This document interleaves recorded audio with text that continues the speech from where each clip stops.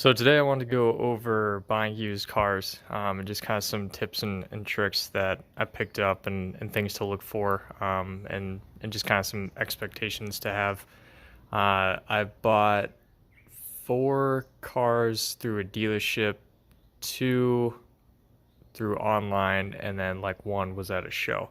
So different level of experiences that I can kind of go over, and I'll go over kind of two main ones. So main one being a used car dealership. I bought this when it was fairly new, but it was still going to be used. The lady before, well, at first it was a rental car, and I'll tell you why I kind of went for that as well. But a lady had purchased it right after, it was a rental car, so technically one official owner, and then turned it in when they wanted the new Camaro, which had just their different rear lights because obviously it's the same body style. So I got it through a dealer. The reason I went for the rental car aspect of it was, at first it wasn't specifically what I was looking for. I wasn't seeking former rental cars, but basically the good thing about rental cars when it's new is they'll usually be really well broken in. And so, maybe it's some sort of urban myth, but most people will tell you if you ride it kind of hard in its first life, then that's how it's kind of broken in. Whereas if you get someone that just kind of babies it, it's just not the same experience, and it does feel really good. I've had other people that have owned Camaros riding it, and they all like it as well. And I've done upgrades later on after that as well, so really happy with it. But besides the point, as far as purchasing it through the dealer, I had seen it for probably a month while I was looking around, and I just kept going back to it. I would refresh the page, and it's still there, and I really wanted it. So went to the dealer. It wasn't a great experience. It was probably one of the worst experiences I've had purchasing a vehicle, and that's to say none of them have really been like catastrophic, but this was definitely not a great experience just because they were super sketchy. The reason I was really interested in it, other than the fact that it was a Camaro, and obviously I have a thing for Camaros, but I was really excited about it. I showed up. It was $5,000 cheaper than any other one that was listed, and not because it was salvage or because it had been in an accident and only had the one owner, like I said, but because it was orange. People didn't like the orange, and so I showed up, got there, started doing the normal thing, looking around, test driving it, and then we started to haggle about the price. But what they did is, and this was the first time I had experienced this at a dealership, but they presented the price with the online price that I had seen, and then they added a bunch of different fees. And normally you'll see that where this cat's gonna probably be following me around. It's my neighbor's cat. But normally you'll see that where they add different titling fees or whatever, or they gave you a jack that actually came with the vehicle originally, but they're going to pretend like they had to replace it, stuff like that. But this was window tint, so they sold me a lifetime supply of window tint, and they added like $700 onto the fee. And so I spent pretty much 5 hours going back and forth trying to get this window tint off, and eventually I did, and then they switched salespeople, and then they like snuck it back in for like $100, and it was a mess. But basically, if you're gonna go through a used car dealer, you're probably gonna have very similar experiences. If you get a new car, I would assume, I've worked with a couple different new car dealers, and they're usually a little bit more straightforward. What I've noticed is they'll play with the numbers more at a new car dealership, just because a lot of them will get, as a company, will get rewards or bonuses for getting certain financing, and that's how they connect with these financing companies, is they'll get like points on deals. And so they always say like, oh, if you have cash, you have a higher negotiating power, but at times if you're going to get financing, you also have leverage in that way too, because they're going to get bonus money just for using that financing. And so they'll normally say, like, they'll ask you, this is a classic, and they'll do it at used car dealers as well, but they'll tell you, if you you want to keep the same payment of the car that you had. Like you're turning in a car that's 10 years old and you got $200 payments and you're trying to get like a new car and they're like, we can match that. We can get you $200 payments. You should be very concerned because basically what they're going to do is they're going to just elongate the term. So it's very easy to make something a 72-month term and match your previous $200, but you're going to add, potentially thousands of dollars if you were to pay it off much sooner. So keep that in mind as well. That's going to be a big portion of what they do. So bottom line with, getting a car at a used car dealership, there's countless videos that are going to be a lot more detailed and specific that you can look into as well. But just be careful with the numbers. Obviously, they're going to play around with it a bit. They're going to do the shell game, where they're going to give you different scenarios that you think are the same, where they're like, okay, well, what if we get rid of this fee and this fee? And then they'll say, okay, but what if we get rid of this fee? And you're thinking you're getting rid of all three of those, but really they're giving you an either or. So just be careful with that. Make sure you have everything that the car is supposed to come with. I would, do your due diligence and just see whatever extras.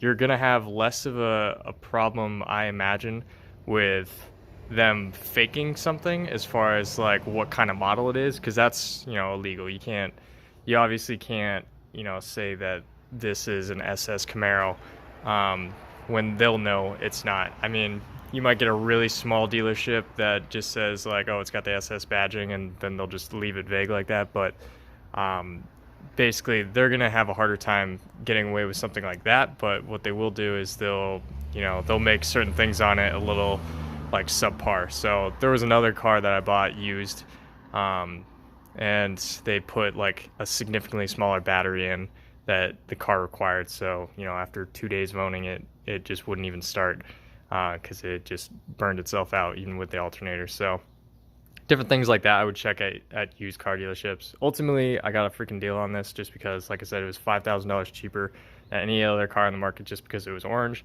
Put some stripes on it, and I was happy with it. And I do want to say sorry. I literally cleaned all of these, and then it rained the next day.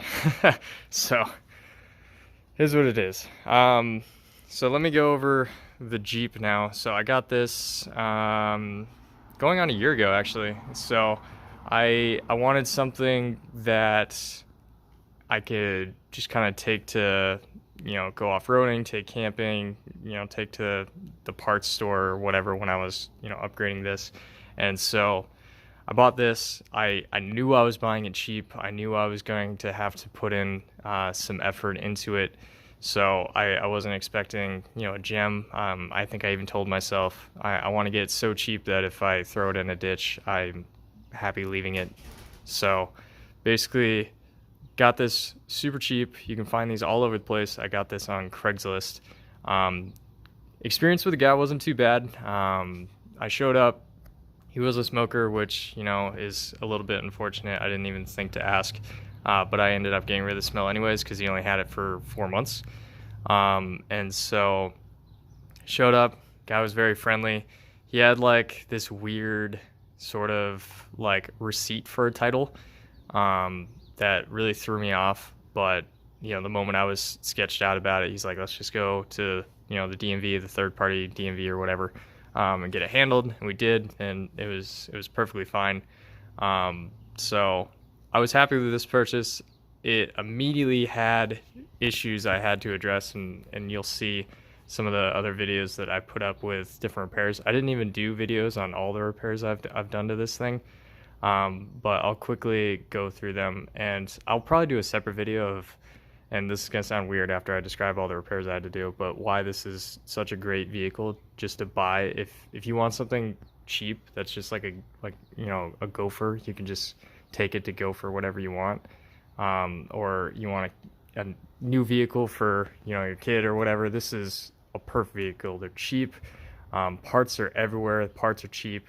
But basically what I had to do is I was driving home on the freeway, and I noticed the RPM was kind of going like this, and so that was obviously an immediate concern. Once I got up to what would be fourth gear overdrive, it wasn't really engaging properly, so I thought that was kind of weird as well. What I do, and I'll do another video of this as well, is what I do when I first get a used car. But start draining all the fluids immediately. Just assume that they haven't done any maintenance on it, especially people that this isn't their daily driver. Like, if you could tell that they have other vehicles, that should be an immediate red flag. I need to drain literally everything. And so drain transmission and a piece of the overdrive. Actually still have. So a piece of the overdrive ring was sitting in the bottom of the pan. And so basically I knew that I was going to have to take it in. That was $2,000 to get it rebuilt, which sounds alarming, but again, I got it for so cheap that I basically just incorporated all of this into the price. I kind of made a budget for myself the moment I bought it, with what I was going to do. Obviously that took a majority of that budget like immediately, but wasn't too bad. So got the transmission rebuilt, and then I'll go ahead and pop the hood for the rest.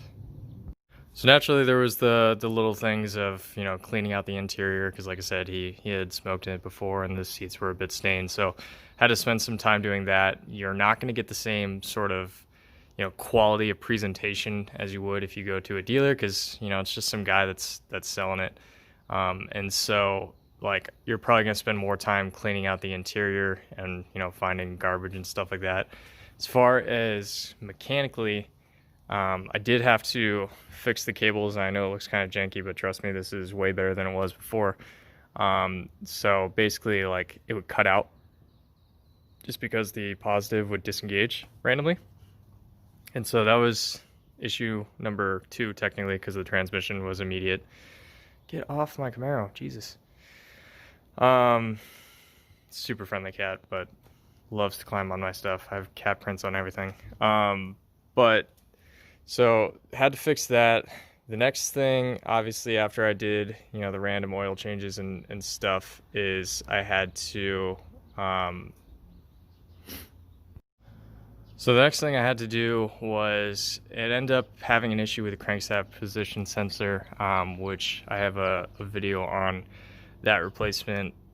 It was a pretty lengthy repair. It wasn't really one I was looking to do or expecting or anything like that, so that was a little disappointing. And then I replaced the camshaft position sensor. So again, I'll probably do a video where I go specifically over common issues with these and different stuff like that. But once I replaced all that and I upgraded the intake, this was a perfect vehicle. So as far as the buying experience, wasn't too bad. The guy was nice. He did the whole, oh, I have other people coming today, so if you want it, we got to do it right now, that sort of thing. But well within reason.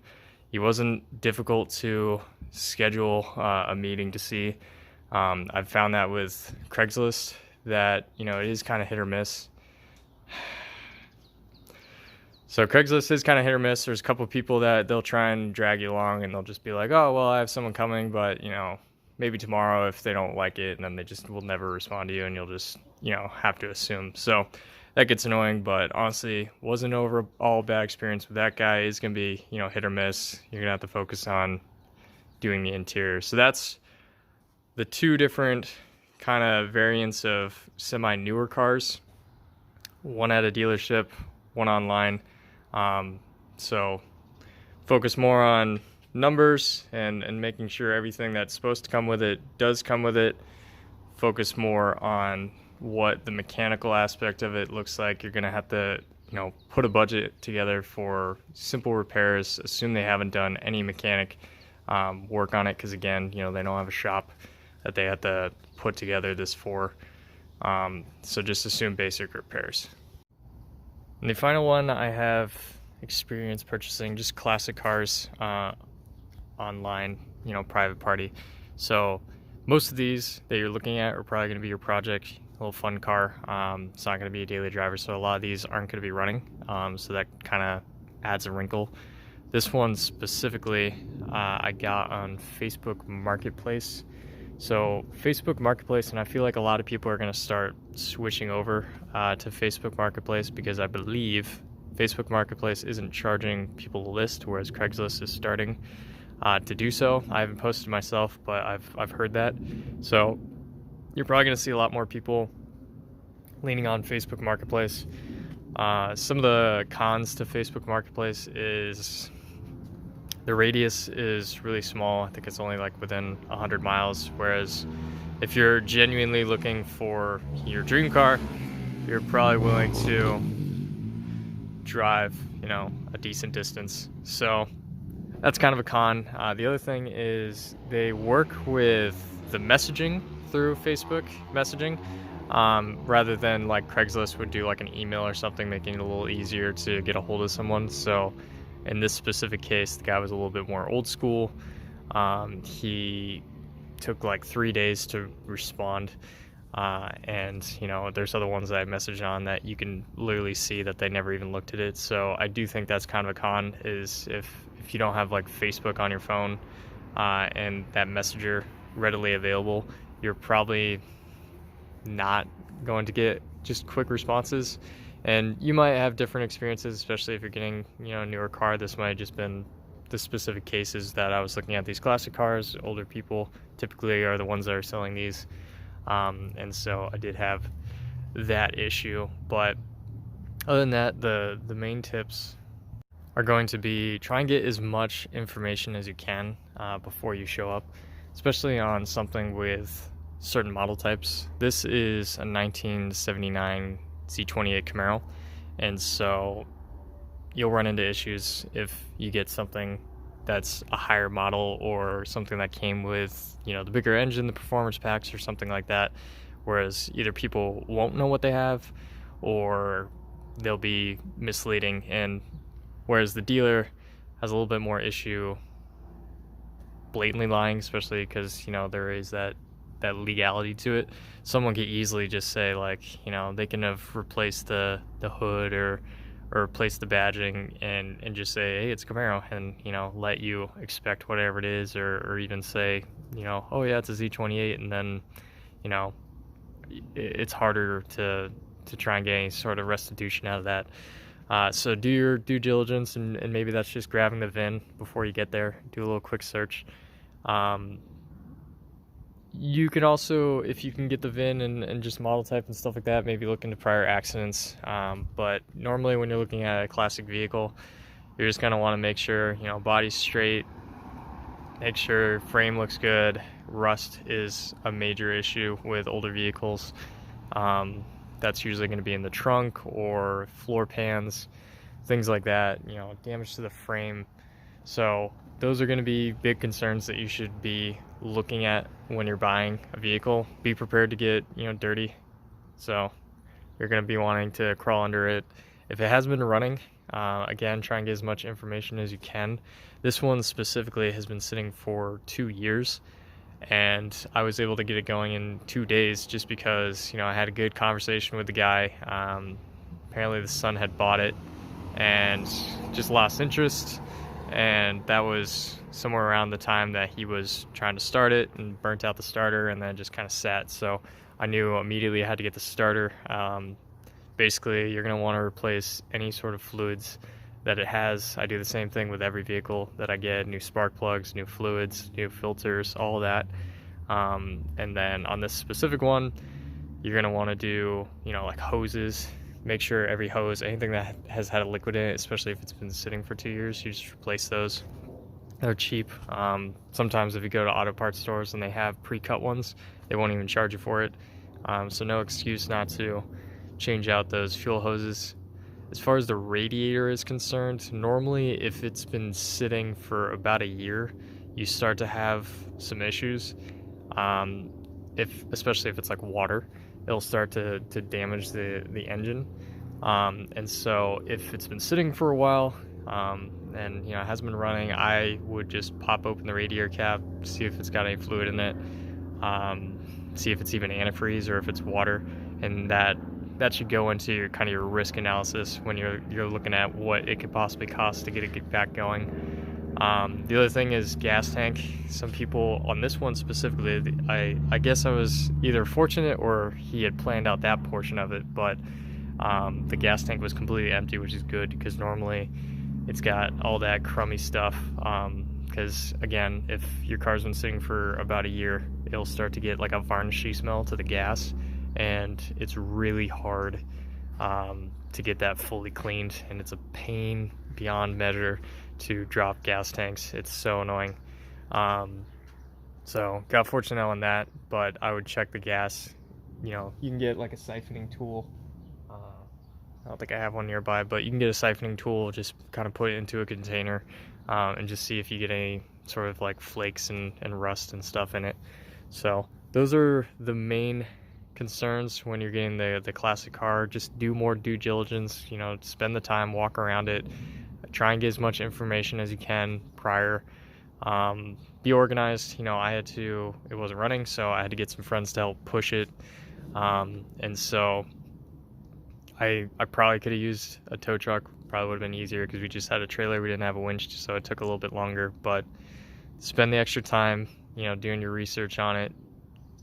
Something that's a really good deal. Like this ended up being, you're probably going to have a lot of competition on it. This guy told me, he had 47 other people reach out to him. But even though he took 3 days to get back to me, I was insistent enough and made it appear so easy that I think he was kind of willing to play ball. So just kind of make sure that you dive in that way as well. So that's kind of the overview of purchasing the classic cars. Again, it's probably going to be a project, so you're probably already expecting that it's going to have a bunch of things that need to be rebuilt or replaced, but just plan ahead.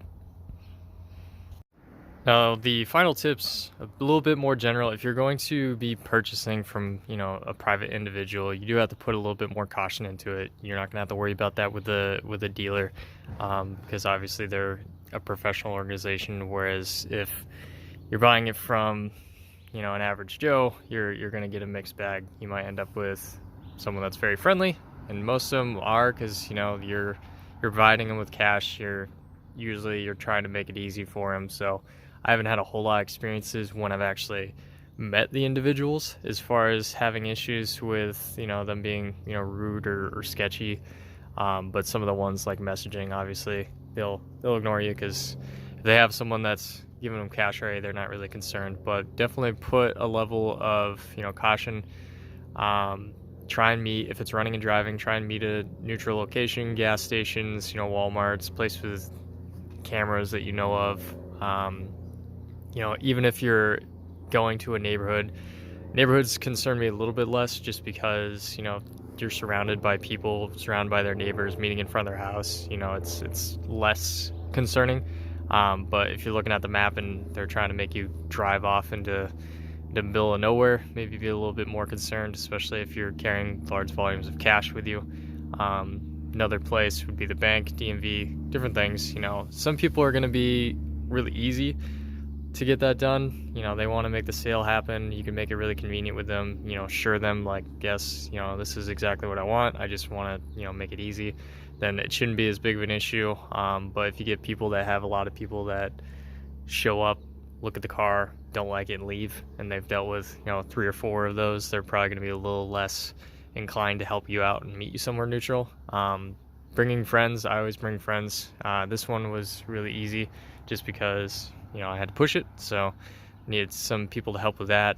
That one, I needed a ride, so you don't want to intimidate the seller and be like, oh yeah, I'm bringing 6 of my friends. Because it's not gonna make negotiation any better, and it's just not gonna be a good experience. Another thing is, if you are gonna bring a weapon, I know some people are always gonna bring a gun or a knife. Depending on the state, this might be a little bit more expected, but I wouldn't be showing it. Don't be brazen about it. If you're gonna have it, behind your back, have your shirt over it. Don't print anything like that, or leave it in the car. Because again, it will only escalate as far as you escalate. If you come in friendly, act like an old friend, usually they'll reciprocate that, and you just won't have issues. I've had times where, you get so comfortable with someone, they don't even count the money. So it just, if you're gonna show up and you're gonna be, all muscly and trying to intimidate them and stuff like that, you're just gonna eventually cause issues, and it's just not gonna be a satisfying experience either way. So definitely just be, friendly in that regard, and you'll just make it a lot easier. Holding the money, usually people will try and hide it in different places. Don't talk about having it I already. If you have to negotiate in a way where you're saying like, I'm going to bring cash, you could still say there's a bank by you or something like that where I can just get cash. And I always bring it anyways usually, but I'll just kind of leave it in the car, or I'll have it hidden somewhere just so you don't cause an issue, you don't arise any sort of problem in that regard. Some people hide it in their shoes, some people put it next to their weapon, like I was saying, that if you leave it in the car. The other thing, and this is more related to the quality of the purchase, is make sure you do a good detailed walkthrough no matter what you're getting. If you're going through a dealer, you should know if there's an accident history, but if you're buying it private, you don't really know. You just know what they know, and they might not know much because lemon law.